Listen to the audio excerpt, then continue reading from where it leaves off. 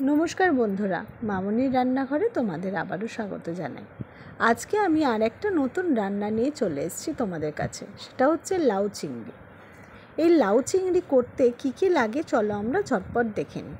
প্রথমেই কড়াতে আমরা তেল নিয়ে তাতে তেলটা গরম হয়ে গেলে চিংড়ি মাছগুলো নুন আর হলুদ দিয়ে ভেজে নিচ্ছি। খুব কড়া করে ভাজবো না, একদম হালকা ভাজা ভাজা হয়ে গেলে আমরা চিংড়ি মাছটাকে তুলে রাখবো।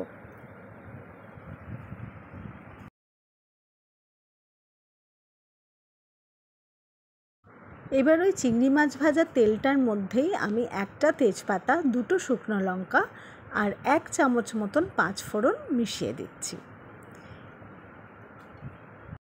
এবার আমি মিশিয়ে দিলাম কুচনো একটা পেঁয়াজ। একটা বড় পেঁয়াজ আমি নিয়েছি, সেটাকে আমি মিহি করে কুচিয়ে নিয়েছি। এইবার ভালো করে এটাকে আমি ভাজা ভাজা করে নেব। দেখো পেঁয়াজটা নরম হয়ে গেছে, রঙও ধরে গেছে। এবার এতে আমি মিশিয়ে দিচ্ছি 1 টেবিল স্পুন মতন আদা বাটা। আদা বাটাটা দিয়ে পেঁয়াজটা আমি আবার ভালো করে নেড়ে নিচ্ছি।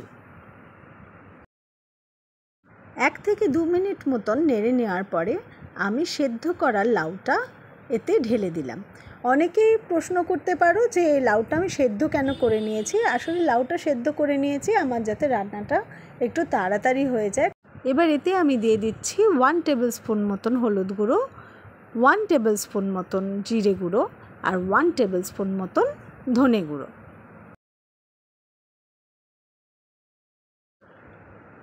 আর দুটো কাঁচা লঙ্কা আমি এখানে ফাটিয়ে দিয়ে দিচ্ছি। ঝাল যদি তোমাদের বেশি খেতে না ইচ্ছা করে তাহলে লঙ্কার পার্টটা তোমরা স্কিপ করে যাবে, কারণ শুকনো লঙ্কা আগেই দিয়েছিলাম। এবার আমি ভালো করে মশলাগুলোকে লাউটার সাথে মিশিয়ে নিচ্ছি। এবার এতে আমি স্বাদ মতন নুন মিশিয়ে দিলাম। খেয়াল রাখতে হবে আমি কিন্তু নুন আগেও দিয়েছিলাম যখন চিংড়ি মাছ ভেজেছিলাম, সেই মতন নুনটা ব্যবহার করতে হবে।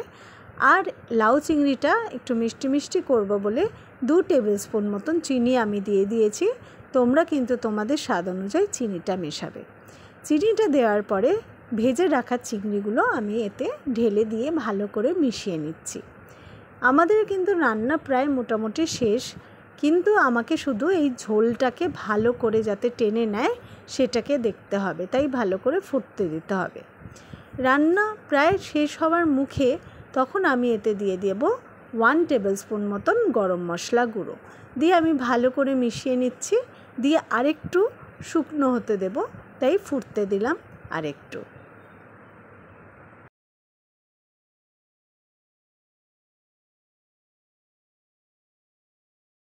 দেখো যেটুকু বাকি ঝোল দেখা যাচ্ছে আমি সেটাকেও একদম মেরে আনছি।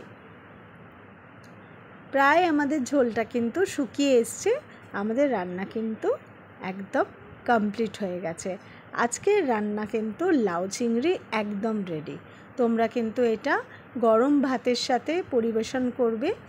আর তোমরা তো জানোই এটা আমাদের বাঙালিদের একটা প্রিয় পদ। যারা এর আগে লাউ চিংড়ি কোনোদিন ট্রাই করোনি তারা কিন্তু ট্রাই করতেই পারো। খুব সহজ একটা পদ্ধতিতে ঝটপট রান্না হয়ে গেল আমাদের লাউ চিংড়ি। আর লাউটা তোমরা যদি আগেই সেদ্ধ করে রাখো আমার মতো, তাহলে তো আরও তাড়াতাড়ি রান্না হয়ে যাবে। তাহলে বন্ধুরা আজকের রান্নাটা কেমন লাগলো আমাকে নিশ্চয়ই জানিও। আর আমার চ্যানেলটা অবশ্যই তোমরা সাবস্ক্রাইব করতে ভুলো না।